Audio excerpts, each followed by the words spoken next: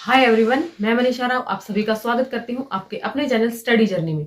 देखिए फ्रेंड, जो हमारी Chandigarh TGT, PGT, PRT, even आपका DSSS एग्जाम है, उसमें भी टीचिंग एप्टीट्यूड पूछा जाता है। तो उसकी ये आज हमारी 5th क्लास रहने वाली है, जिसके अंतर्गत हम लोग पढ़ने वाले हैं जो टीचिंग जो होती है, शिक्षण जो होता है, उसके सत्र मैं आप लोगों को समझाने वाली हूँ, जो आपके लेवल्स ऑफ टीचिंग होते हैं। तो चलिए इस वीडियो को स्टार्ट करते हैं। मैंने आपको बता दिया है कि ये आपके जितने भी टीचिंग एग्जाम होते हैं, उन सभी के अंदर टीचिंग एप्टीट्यूड आपसे पूछा जाता है और सभी के लिए ये इंपॉर्टेंट है। चाहे आपका चंडीगढ़ टीजीटी का एग्जाम हो, पीजीटी का हो, पीआरटी का हो, या फिर आप एनडीटी का एग्जाम ही दे रही हो। तो चलिए फ्रेंड, स्टार्ट करते हैं आज की वीडियो। सबसे पहले हम देखते हैं भाई लेवल्स ऑफ टीचिंग। तो मैं आप लोगों को इससे पहले 4 वीडियो करवा चुकी हूँ, जिसके अंतर्गत मैंने आपको बताया है कि भाई टीचिंग क्या होती है, टीचिंग लर्निंग प्रोसेस कैसे चलता है। ये सारी बातें मैं आप लोगों के साथ डिस्कस कर चुकी हूँ। अगर आप लोगों ने वो वीडियोस नहीं देखी हैं तो मैं आपको डिस्क्रिप्शन बॉक्स में उसका लिंक भी प्रोवाइड कर दूंगी, आप लोग वहां से देख सकते हैं। तो आज जो मैं आपको बताने वाली हूँ, उसके अंदर हमारे टीचिंग के जो लेवल्स होते हैं, 3 होते हैं भाई। कौन कौन से होते हैं? सबसे पहले तो आपको याद रखना है 3 लेवल होते हैं। कौन कौन से भाई? मेमोरी लेवल, अंडरस्टैंडिंग लेवल और रिफ्लेक्टिव लेवल। अब आपसे यही क्वेश्चन पूछा जा सकता है कि इनमें से कौन सा लेवल्स ऑफ टीचिंग नहीं है। तो ये चीज आपको ध्यान रखनी है। स्मृति स्तर, बोध स्तर, चिंतन स्तर, memory level, understanding level, reflective level, आपके 3 लेवल होते हैं। और आप लोग क्लासेस को कंप्लीट देखा कीजिएगा, अपने दोस्तों के साथ शेयर किया कीजिएगा। मैं कोशिश करूंगी कि आपको जो सारा का सारा लर्निंग वाला काम है, वो भी इस क्लास के अंदर ही मैं आप लोगों को याद भी करवा पाऊं। ठीक है। अब देखिए भाई, जो आप लेवल समर्थी स्तर, जिसके हमारे जो प्रतिपादक होते हैं हर्बर्ट रहेंगे। ये नाम भी आपको ध्यान रखना है, पहले आपको याद ही करवा देती हूँ। जो आपका अंडरस्टैंडिंग लेवल है, बोध स्तर है, उसके प्रतिपादक आपके रहने वाले हैं मोरिसन।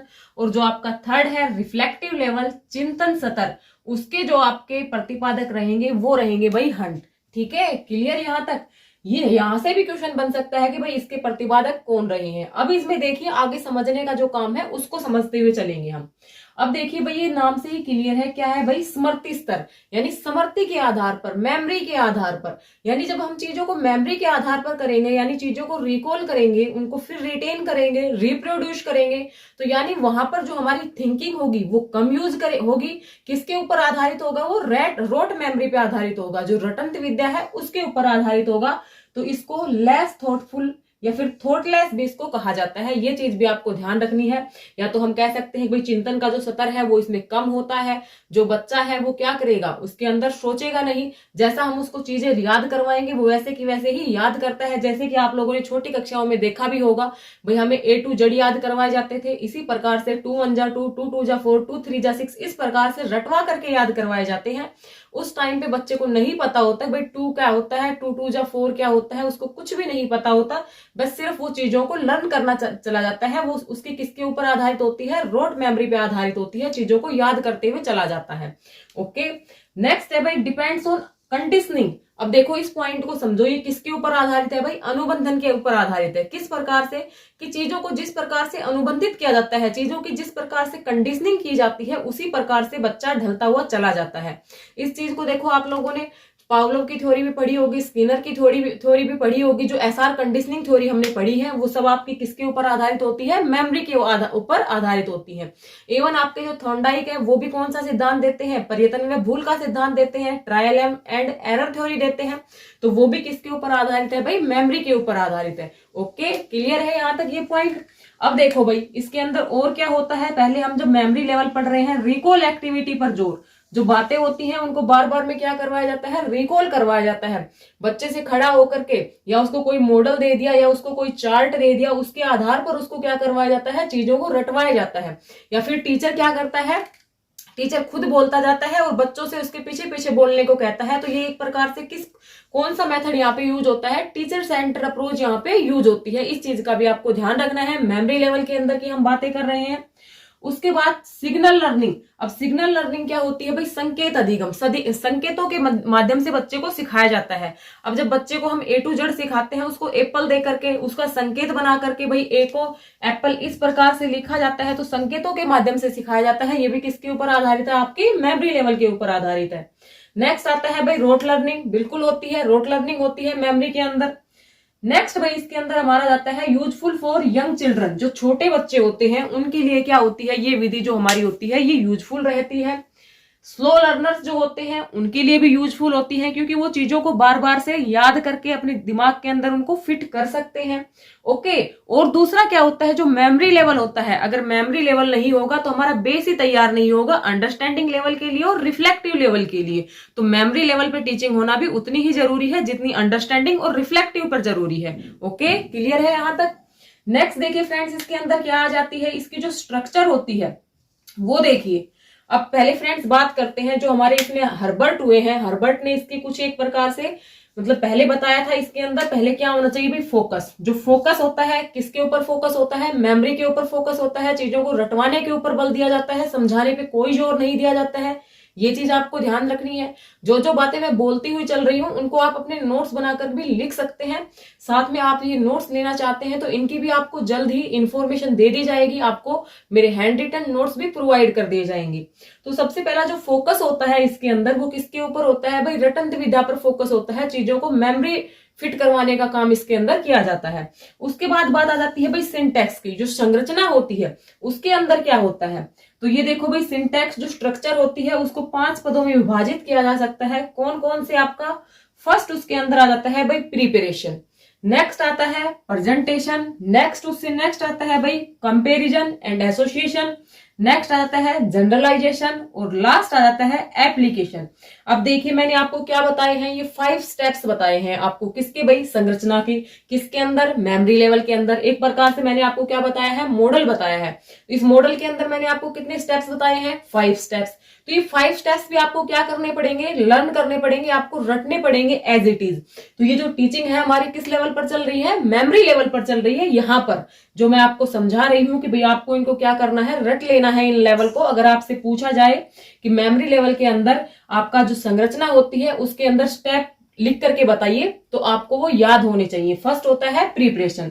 अब एक टीचर जो होता है सबसे पहले क्या करेगा भाई, प्रिपरेशन करेगा। अब मेमोरी लेवल पर ही मुझे क्या करवानी है, टीचिंग करवानी है, तो पहले मुझे प्रिपरेशन खुद करनी पड़ेगी कि बच्चों को क्या करवाना है। उसके बाद उसकी क्या करता है भाई, प्रस्तुतिकरण, उसकी प्रेजेंटेशन देता है। जिस प्रकार से वो प्रेजेंट करेगा उसी प्रकार से बच्चे भी सीख पाएंगे। नेक्स्ट होता है कंपैरिजन एंड एसोसिएशन। जो उनका तुलना होती है, तुलना करवाई जाएगी और फिर उनका संबंध स्थापित करना सिखाया जाएगा। उससे नेक्स्ट होता है जनरलाइजेशन। अब बच्चे क्या कर लेते हैं, जो हमने रूल सिखाए, मान लो हमने 2 1 जा 2 सिखाया है, तो बच्चा उस रूल को क्या कर लेता है, जनरलाइज कर लेता है, उसका सामान्यकरण कर लेता है, उसको उपयोग में लाने लग जाता है। और नेक्स्ट फिर उसका लास्ट जो होता है वो होता है भाई एप्लीकेशन। अब जो उसने सीखा है उसको वो क्या करता है, अनुप्रयोग करता है, उसका प्रयोग करता है। तो ये जो 5 स्टेप्स हैं ये भी आपको याद रखने हैं। यहां से भी क्वेश्चन बन जाता है कि मेमोरी लेवल के ऊपर जो मॉडल है उसके अंदर जो 5 स्टेप्स हैं उनका क्या क्रम है। तो फर्स्ट होता है हमारा प्रिपरेशन। टीचर क्या करता है, प्रिपेयर होता है खुद। फिर उसकी क्या करता है, वो प्रेजेंटेशन देता है, उसका प्रस्तुतिकरण देता है। उसके बाद वो क्या करवाता है, कंपैरिजन एंड जो एसोसिएशन है वो स्थापित करता है। उसके बाद बच्चों को क्या हो जाते हैं, वो रूल जनरलाइज हो जाते हैं, सामान्य हो जाते हैं, और फिर वो उनका क्या करने लगते हैं, अनुप्रयोग करने लगते हैं। ओके, क्लियर है यहां तक।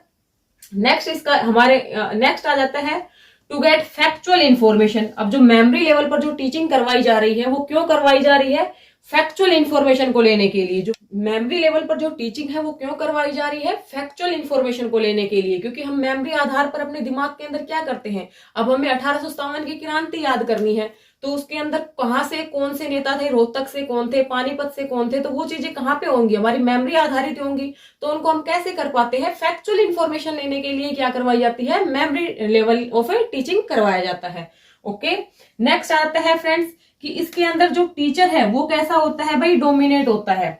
टीचर डोमिनेट क्यों होता है, क्योंकि टीचर जिस प्रकार से बच्चों को प्रेजेंटेशन देगा, जिस प्रकार से चीजें सिखाएगा। अब मैं बच्चों को 2 1 जा 2 सिखा रही हूँ तो 2 1 जा 2 सीखेगा। अब मैं उसको 2 1 जा 4 सिखाती हूँ तो 2 1 जा 4 ही सीखने लगता है। ओके, क्लियर है यहां तक। तो जो हमारा मेमोरी लेवल होता है उसके अंदर टीचर हमारा क्या होता है भाई, डोमिनेट होता है, टीचर सेंटर्ड होता है एक प्रकार से मेमोरी लेवल। नेक्स्ट इसके अंदर कौन कौन सी विधियां यूज की जाती हैं ये भी आपको याद रखना है। इसके अंदर ड्रिल मेथड हो गया, रिवीजन मेथड हो गया। मेमोरी लेवल के पर ड्रिल और रिवीजन जो विधियां होती हैं उनका प्रयोग करवाया जाता है। टीचर जो है वो कैसे रहता है, एक्टिव रहता है, जबकि लर्नर क्या होते हैं, पैसिव होते हैं। अब लर्नर पैसिव क्यों है, भाई वो सिर्फ चीजों को क्या कर रहे हैं, रटते जा रहे हैं, ना वो अपना वहां पे कोई योगदान दे पाते हैं, ना चीजों को इलाबोरेट कर पाते हैं, ना ही उनके अंदर मतलब कोई खोज वगैरह कर पाते हैं, कुछ नहीं कर पाते हैं। जिस प्रकार से उनको सिखाया जाता है, रटवाया जाता है, वो उसी प्रकार से उसके अंदर बगैर कुछ ऐड किए हुए उसको रटने की कोशिश करते हैं। तो टीचर क्या है यहाँ पे एक्टिव है, आपके जो लर्नर है वो यहाँ पे क्या है भाई पैसिव है। ओके, नेक्स्ट पूछा जाता है कि इसका इवेल्युएशन किस प्रकार से किया जाता है। तो भाई इवेल्युएशन टीचर ओरल भी करवा सकता है, रिटन भी करवा सकता है। अब मैं बच्चे से सीधा सुन भी सकती हूँ भाई 2 1 जा 2 सुनाओ, या फिर उससे राइट करवा के भी देख सकती हूँ। ओके, नेक्स्ट होता है भाई इस जो मेमोरी लेवल जो है वो किस मतलब क्या उसके अंदर हम टीएलएम यूज करेंगे। जो टीचिंग लर्निंग मटेरियल है, अगर मेमोरी लेवल पर हमें टीचिंग करवानी है तो जो टीएलएम है वो क्या यूज करेंगे। तो हम कोई मॉडल ले सकते हैं, उससे दिखा करके टीचिंग कर सकते हैं, या कोई चार्ट है, चार्ट के द्वारा रटवा सकते हैं, या फिर हमारे पास कोई रेडियो है, उसके अंदर हमने कोई कैसेट फिट कर दिया है कि भाई वो गाता रहेगा 2 1 जा 2 2 2 जा 4, तो बच्चा भी उस प्रकार से चीजों को सीखता रहेगा। तो मेमोरी लेवल पर टीचिंग जो है वो हम ये जो टीएलएम है ये उसके अंदर यूज कर सकते हैं। अब आपसे पूछा जाता है कि भाई इसकी एडवांटेज क्या है मेमोरी लेवल ऑफ टीचिंग की। तो देखो भाई जो इनिशियल स्टेज होती है बच्चे की उसके लिए यूजफुल है। एक क्या कर तैयार कर देता है, बेस तैयार कर देता है। बच्चा अंडरस्टैंडिंग लेवल और रिफ्लेक्टिव लेवल की जो टीचिंग है उसको भी ग्रास्प कर पाएगा। उसके लिए जो बेस है वो कौन तैयार करता है, आपका मेमोरी लेवल तैयार करता है। ओके, क्लियर है। अब भाई इसकी डिसएडवांटेज की बात आ जाती है कि भाई ये इसके फायदे हैं तो इसके डिसएडवांटेज क्या है, तो इसकी हानियां क्या है। भाई एक तो देखो not suitable for higher classes, जब बड़ी क्लासों में बच्चे पहुंच जाते हैं तो उसके लिए क्या नहीं है, सुटेबल नहीं है, क्योंकि ये किसके ऊपर आधारित था, आपका रोड लर्निंग पर आधारित था। यहाँ पे जो सेल्फ लर्निंग है उसकी कोई भी स्कोप नहीं है, no scope for self learning. जो लर्नर है वो स्वयं अधिगम नहीं कर पाता है, सिर्फ दिखाई गई बताई गई चीजों को ही सीख पाता है मेमोरी लेवल के अंदर। अब जब बड़ी क्लासों में भी हम उसको रटवाते ही रहेंगे तो उसकी जो समझ है, उसके अंदर जो क्रिटिकल थिंकिंग होनी चाहिए वो कब डेवलप होगी, वो नहीं हो पाएगी। ये जो टीचिंग है ये किसके ऊपर बेस्ड है, रोड लर्निंग के ऊपर बेस्ड है। तो ये इसकी क्या है भाई, डिसएडवांटेज है। क्लियर है यहां तक। नेक्स्ट आपको लेकर के चलती हूँ अंडरस्टैंडिंग लेवल पर। एक बार लास्ट में मैं तीनों जो लेवल्स हैं उनको आपको कंपेयर करके भी बता दूंगी। आप वीडियो को कंप्लीट देखिएगा। वीडियो अच्छी लग रही हो, इन्फॉर्मेटिव लग रही हो तो वीडियो को लाइक कर दीजिए, अपने दोस्तों के साथ भी शेयर कर सकते हैं। नेक्स्ट हमारा आता है भाई अंडरस्टैंडिंग लेवल, बोध स्तर। तो भाई नाम से ही क्लियर है, बोध अंडरस्टैंडिंग। यहाँ पर हमारे क्या होंगे, कंसेप्ट हम क्या कर पाते हैं, हमारे अंदर कंसेप्ट डेवलप होते हैं। किसी भी कंसेप्ट की अंडरस्टैंडिंग करने के लिए हमें मतलब उसको समझाने के लिए, उसका बोध करने के लिए ही हमें क्या करवाई जाती है, अंडरस्टैंडिंग लेवल करवाई जाती है। क्या होती है भाई, ये थॉटफुल होती है, इसके अंदर विचार होते हैं। ये तो क्या थी, थॉट, इसको या तो बोल सकते हैं भाई इसमें विचार होते ही नहीं है, या विचार होते हैं तो कम होते हैं मेमोरी लेवल पर, ठीक है। जबकि ये हमारी क्या है, थॉटफुल है। ओके, जो इसके जो प्रतिपादक थे हमारे कौन रहे हैं भाई, मोरिशन रहे हैं। इस चीज का भी आपको ध्यान रखना है। नेक्स्ट आती है भाई, ये हमारी कैसी अप्रोच थी, यहाँ पर जो टीचर था जब मेमोरी लेवल पर वो टीच करवा रहा था तो टीचर सेंटर्ड अप्रोच चल रही थी वहां पे। क्योंकि जो बच्चों को सिखाएगा, बच्चे तो क्या है भाई सिर्फ रटने वाले हैं, रट्टू तो होता है वो तो वो तो चीजों को रटता हुए चले जाएंगे। तो ये टीचर सेंटर अप्रोच यहाँ पे यूज हो रही थी। जबकि यहाँ पे हमारा शिक्षण होता है उद्देश्य केंद्रित। जो हम चीज समझाना चाह रहे हैं, जो हमारा एम है, जो हम टीच करवाना चाह रहे हैं, उसका जो एम है उसके लिए हम काम करते हैं अंडरस्टैंडिंग लेवल पर। ओके, क्लियर है यहां तक। नेक्स्ट है भाई अंडरस्टैंड द कंसेप्ट। यहाँ पे जो बच्चा है उसके जो कंसेप्ट है वो अंडरस्टैंड कर पाता है, वो समझ पाता है, उसकी एक समझ विकसित होती है, उसके अंदर कंसेप्ट बनने लगते हैं। क्लियर है। तो अब जो बोध स्तर की जो संरचना है उसके क्या क्या स्टेप्स होते हैं उनको देखते हैं हम 1 बाय 1। जैसे कि हमने यहाँ पे देखा था भाई, सबसे पहले टीचर को क्या करनी पड़ती है, प्रिपरेशन करनी पड़ती है। उसी प्रकार से टीचर को सबसे पहले क्या करना पड़ता है, एक्सप्लोरेशन करना पड़ता है, अन्वेषण करना पड़ता है। चीजों को खुद क्या करता है, टीचर एक्सप्लोर करता है। क्योंकि टीचर एक्सप्लोर करेगा तो उतनी ही अंडरस्टैंडिंग फिर टीचर की बन पाएगी, और आगे भी वो उसी प्रकार का जो संदेश है, जो भी वो चीजें प्रोवाइड करवाना चाह रहा है वो प्रोवाइड कर पाएगा। फिर उसके बाद क्या करता है भाई, प्रेजेंटेशन। पहले टीचर ने क्या किया, एक्सप्लोर किया, चीजों को खुद समझा। अब रटवाने की चीज थी तो उसके अंदर तो टीचर को क्या एक्सप्लोर करना था, उसको सिर्फ प्रिपरेशन करनी थी और उसने उसकी प्रेजेंटेशन कर दी। लेकिन यहाँ पर टीचर पहले क्या करता है, एक्सप्लोरेशन करता है, फिर उसके बाद क्या करता है, प्रेजेंटेशन करता है। नेक्स्ट उसके बाद आता है भाई आत्मीकरण, एसिमिलेशन। अब यहाँ पे जो बच्चे थे वो क्या कर रहे थे भाई, कंपेरिजन एसोसिएशन वाला जो पार्ट था ये आता था। यहाँ पे क्या आ जाएगा, एसिमिलेशन। यानी भाई जब टीचर ने उसको प्रेजेंट कर दिया तो बच्चा जो उनका जो पुराना जो कंसेप्ट था उसके अंदर नए विचारों को शामिल कर लेते हैं, एसिमिलेट कर लेते हैं उन कंसेप्ट को। फिर क्या करते हैं भाई, ऑर्गेनाइजेशन वाला मेथड आता है। उसके बाद क्या होती है, रिसाइटेशन, अभिव्यक्तिकरण। तो ये जो पांचों स्टेप्स हैं ये आपको याद रखने हैं। बोध सत्र की जो संरचना है आपसे पूछा जा सकता है कि अंडरस्टैंडिंग लेवल पर जो स्टेप्स होते हैं उनमें से कौन सा स्टेप्स इनमें से नहीं है। आपको फर्स्ट स्टेप याद रखना है, एक्सप्लोरेशन। टीचर क्या करेगा भाई, एक्सप्लोर कर रहा है, फिर उसको प्रेजेंट कर रहा है। नेक्स्ट उसके अंदर नए जो आइडियाज हैं वो उसके अंदर ऐड हो जाते हैं, एसिमिलेशन होता है। फिर चीजें क्या होती हैं, ऑर्गेनाइज होती हैं। और फिर क्योंकि पहले पुराने कंसेप्ट भी थे, अब नए कंसेप्ट भी आ गए हैं, तो चीजें क्या होंगी, ऑर्गेनाइज होंगी। और जो नया कंसेप्ट है, पुराना कंसेप्ट है, सब मिलकर के क्या हो जाती है, अभिव्यक्तिकरण, रिसाइटेशन होता है। तो ये जो पांचों स्टेप्स हैं ये आपको ध्यान रखने हैं।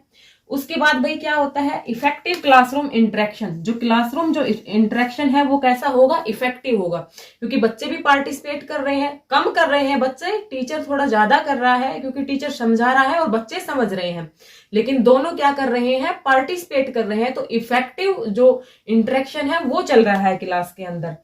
Development of different cognition abilities. बच्चों के अंदर नए नए संज्ञान के जो आइडियाज हैं, जो योग्यताएं हैं वो क्या होती हैं, डेवलप्ड होती हैं।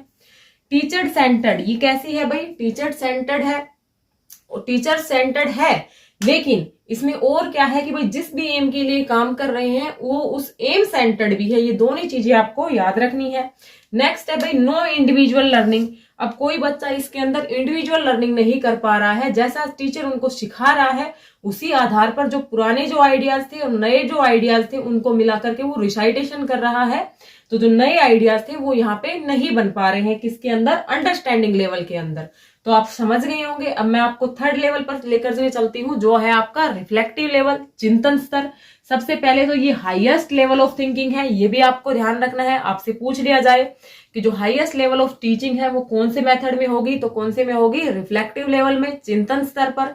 क्यों होगी, क्योंकि इसके अंदर नए आइडियाज बनते हैं बच्चे के अंदर, बच्चा क्रिटिकल थिंकिंग कर पाता है, बच्चे को सेल्फ लर्निंग के मौके दिए जाते हैं। यहाँ पर जो टीचर होता है ह्यूरिस्टिक मेथड यूज करता है, खोज विधि यूज करता है, प्रयोग विधि यूज करता है, यानी बच्चा यहाँ पे खुद करके सीखता है। तो ये सबसे ज्यादा क्या है, यूजफुल है। देखो यहाँ पे रीजनिंग, तर्कना, थिंकिंग, चिंतन, इमेजिनेशन, कल्पना से सीखता है बच्चा। ये जो सारी चीजें हैं इनका यूज किया जाता है, बच्चे को सोचने के अवसर दिए जाते हैं, बच्चा वहां पे अपनी इमेजिनेशन भी लगाता है, अपने थॉट्स को एनालाइज भी करता है, उनको क्रिटिसाइज भी करता है, क्रिटिकल लेवल पर जाकर के बच्चा सोचता है। यहाँ पे प्रॉब्लम सॉल्विंग मेथड का यूज किया जाता है। अब टीचर क्या करता है, बच्चों के सामने एक प्रॉब्लम रख देगा।